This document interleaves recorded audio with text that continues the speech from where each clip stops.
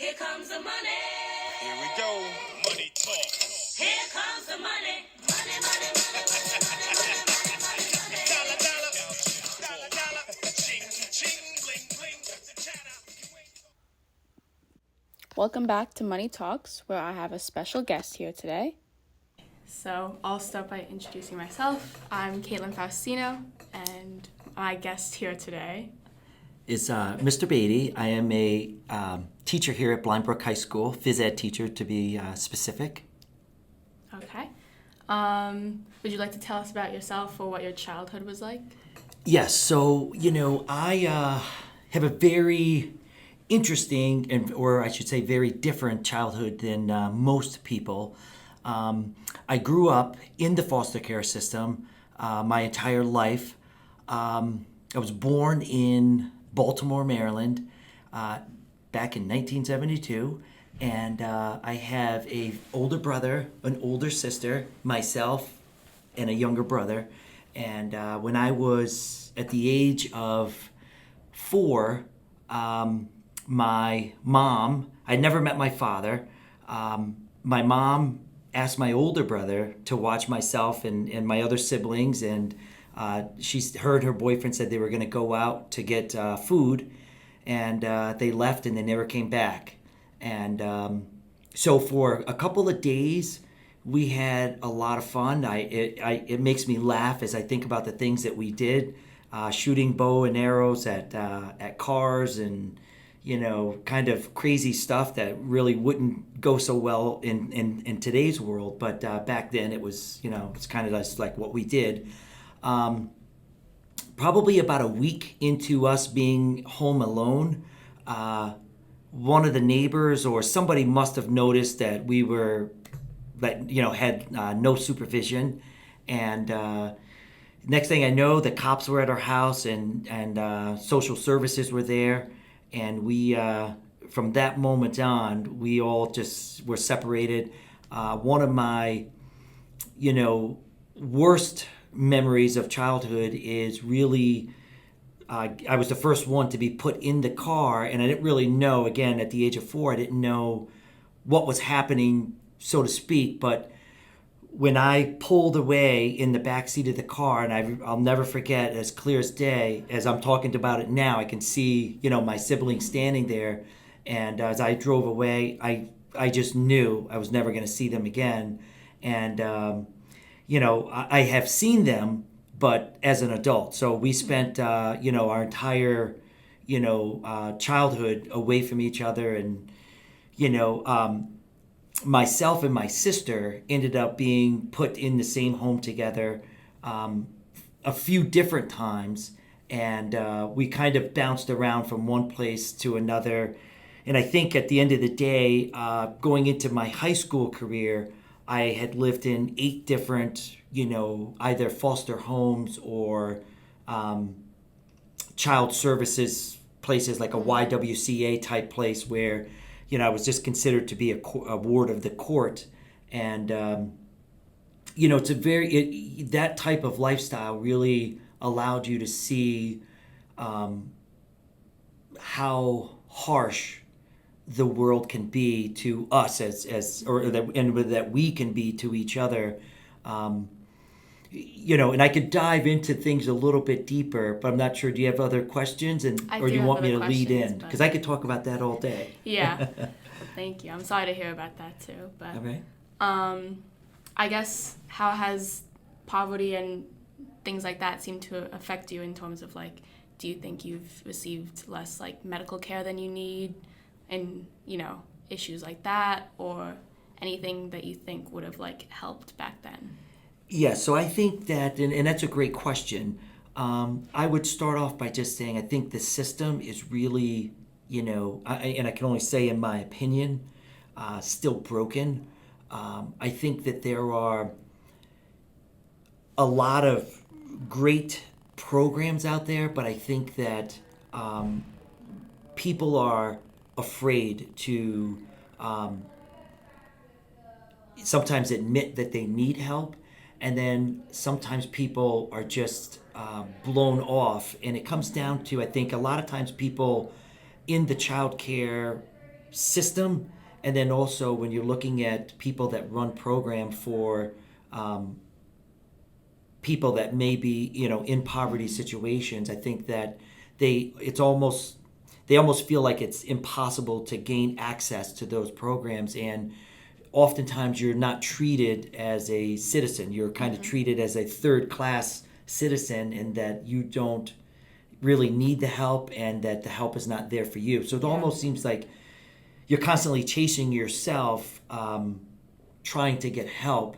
And I could talk about my older brother, who as an adult, probably 12 years ago, found himself in a very unfortunate. He was a hard worker, and I think he made a pretty good life for himself up until the point where he didn't. He made a couple of bad decisions as an adult, as a parent, and lost everything he had and became homeless. And I took him into my house, and it made it to be a very uncomfortable situation. As I had my own family, and I'm trying to do things that I could do, to make ends meet as a teacher, so it definitely taxed my relationship with my wife over the period of, I'd say, a year and a half. And just getting him, for an example, I don't know if I should name places, but going to get him like food stamps and just basic medical help was almost impossible. And to go into social services and apply for food stamps, the way that we were treated as we walked in there to try to get help, or find out what we needed to do so that we could get him out of the hole that he was kind of stuck in, we were made it was one of the worst feelings I've ever felt in terms of as being a human being, I guess I would say. And the turmoil that it caused him, a lot of the stress, he ended up going into severe depression, where I ended up having to have him committed to St. Vincent's, which is in Harrison, New York, and get him treatment there. And once we got into that system, it opened the door for us to gain access to other programs and other can't think of what the word is, but I guess I'll say programs and opportunities for him to get the help that he needed to kind of get back on his feet. But the system is certainly not encouraging. They don't really promote you as a human being. And that, to me, is the biggest downfall, is that, I think, we can all make mistakes, but the way that we go about helping each other recover from those mistakes is really, plays a large role in the length of time that it will take the individual to recover and get back on their feet. And then also, the bigger role is some people never recover, and they're just stuck in a system that is broken, and, they want help, but they just don't trust the system enough to accept the help. And they're, I guess a part of that also, I'm talking on forever here, so No, that's okay. but a part of it would be, even now as a teacher here at Blind Brook and being the advisor of this club specifically called Midnight Run. And the purpose of Midnight Run is to provide, first of all, contact with people that happen to be homeless, and beyond the contact, we also provide them with food and toiletries and clothing, and just listening to their conversations and listening to their story. Anything that they're willing to share with us helps them feel better about the situation they're in, and it helps us also gain an insight as to, how challenging the world can be, and it also humbles us in a way to know that any one of us are about 3 to 4 bad decisions away from being homeless ourselves. And there's a little unique connection that you're able to make with these folks, and listening to their stories, many of them, and you see it on the news. Anytime you're talking about homeless people in New York City, a large percentage of them would rather be on the streets than being in the shelter system. And it's a really hard thing to grasp and understand unless you've walked in their shoes and being treated the way that these people are being treated. And it's one of the most inhumane things that I've ever witnessed firsthand myself, I guess. Is that good? Yes. think? Yeah, you're doing great. This is great. And I guess I'll ask, what do you think like motivated you, or like how were you potentially able to recover? So I think for me, and that's another great question, because I often think about my siblings and their age. I just turned 50, and I'm always measuring my level of success, not against other people because I can't control that, but I'm always thinking about where I came from, this little kid on the inner streets of Baltimore, Maryland, that most of those people that I was associating with at that time are probably dead or in jail. And, so I feel very fortunate. And I think that, what really saved me was a couple of things. I think, one, inside, we all have this, I don't know how to, inner person that's always telling us things in our mind. And, I think that I am just driven. And in everything that I do, I want to win. If I do something, I want to do it very well. And I think from a young age, I didn't really know what that was, but I remember little things in the middle of, going to school. I remember in third grade in Tennessee, actually second grade in Tennessee, living in this home, some kid had this little toy. It was a little motorcycle, and you put what I know now is like a zip tie, and you put it in there and you pulled it out and the wheel spun and the thing would take off across the floor, and this thing broke. And at second grade, I got a little screwdriver from my teacher, and every day I took this thing apart and I worked on it and I put it back together and I made it work. And my teacher was like, you're going to be great with your hands. And that lady, for me, even at that young of an age, we used to do things like show and tell at school, typically after the holidays, and every kid would have to talk about something that they got for the holiday. And I was the kid that I never wanted to go because oftentimes I didn't get anything for Christmas, and pretty sad. And as you think about that, you think about how did this happen to this person, whether it happened to be me or not. But I remember my teacher, we went on a trip to the zoo, and there was nobody to pay for me to go. And so this lady paid for me to go, and it really, those are things that I'll never forget. And that's why I always now, if I can do something to help someone, you don't know the impact that it will have on that person. And even us today, as we walk around school, we're all going to remember each other.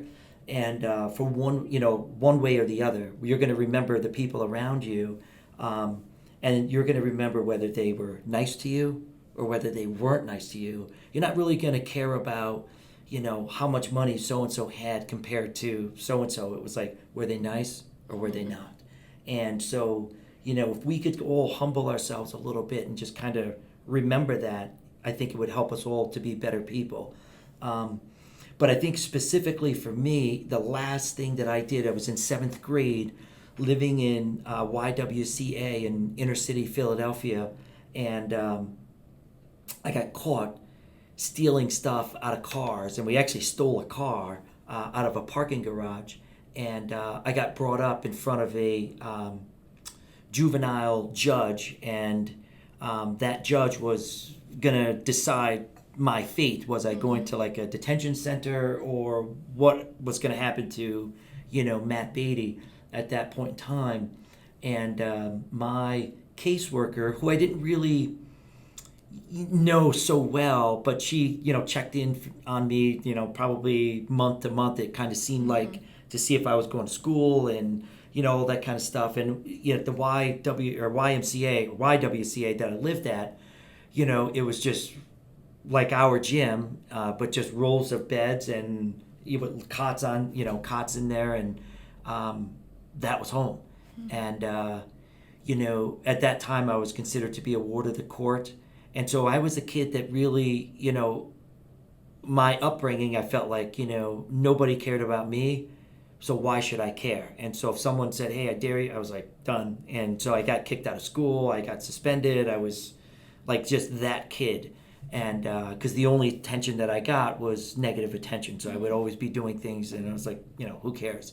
But this lady, stood in front of the judge on my behalf and pleaded with the judge to get him to allow me to go live with a friend of hers, a college friend that was also a social worker outside of Philadelphia, like upstate, I guess we call it Pennsylvania. And the judge allowed me to do that for 30 days. And that was the real, I think, turning point in my life as I look back. Had this lady not saw something in me at that point in time, I certainly wouldn't be here now. Yeah. My life would be completely different. So I think that changed a lot for me. And then even still, when I first day, going into this new school, I was called a nigger by a kid. 30 seconds, not even, probably 10 seconds as I walked through the front door. And as I think about it now, at that point in time, I was the only dark-skinned person probably in the county, in that particular county in Pennsylvania at that time. And so I understand, and I kind of know now, but at that time, that was like, we were on the ground fighting. And so a teacher pulled me off of this kid and, basically read me the riot act. Didn't even know who I was. Didn't even know that I was new there. I mean, he knew I was new, but he didn't know that I was a student because, I hadn't been there. So this guy gave me the option to either come to his wrestling practice or go to the principal and probably get kicked out of school before I even went to the first class. And so I showed up at wrestling, and I was there for 30 days. My wrestling coach, who was that same teacher, Mr. Everett, he gave me his wrestling shoes to use. And so I went, it was middle school wrestling. So my record at the end was 7-9, and my last day at this wrestling practice was a Friday. And I'll never forget, after the practice, I went up to him and I said, "Hey, Coach Everett, here's your shoes back." And he asked, "Why are you giving me these shoes back?" And I said, "Well, because tomorrow I'm going back to Philadelphia." And he said, "Well, do you want to go?" And I said, "Well, I really don't have a choice." And I gave him the shoes, he took them, and I left. Went back to my social worker's house that I was staying with, and, got my stuff packed up. And then the next day, I was sitting in the backseat of her car, and she was pulling out of her driveway early in the morning, and two cars pulled up and kind of blocked her driveway. And, the first gentleman that got out of his car, I had seen him before, but I didn't really know him. He's an older gentleman. And then I saw my wrestling coach get out of his. He had a little tan Nissan pickup truck, and he got out and walked up, and they got to the car at about the same time. And they knew the social worker because it was, small rural town. And this gentleman said, "Hey, look, ma'am, I don't care what I got to do, but I'm taking that kid. And whether I have to adopt him or whatever it is." And even now, chokes me up even thinking about the impact that, these people had on my life.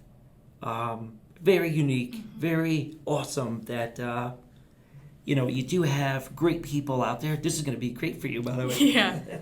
That there are people out there that are willing to, help. it's an awesome thing. And all I can say is at that point in time, they took the time to, take in somebody. Now, these people had 5 kids of their own, and really didn't have to do anything for me, but they did. Hold on. No problem. Take your time.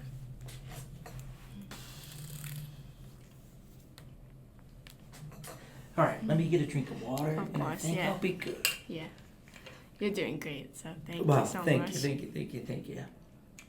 And I only have 1 or 2 more questions after this.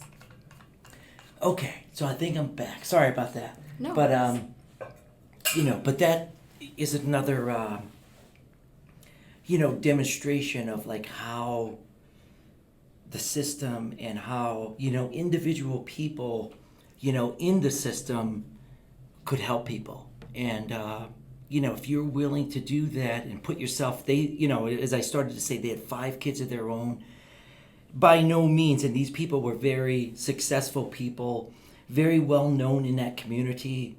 They did not have to do what they did, but the impact that it had on me, and I have 3 kids of my own now, and I'm again pretty successful based on what I came from and where I came from, and I'm very proud of that. But there isn't a moment in the day that I don't, and that's when I talked to you earlier about being driven. It's like, I know in many ways like how harsh, the world can be, and how much nobody really cares about you, as an individual.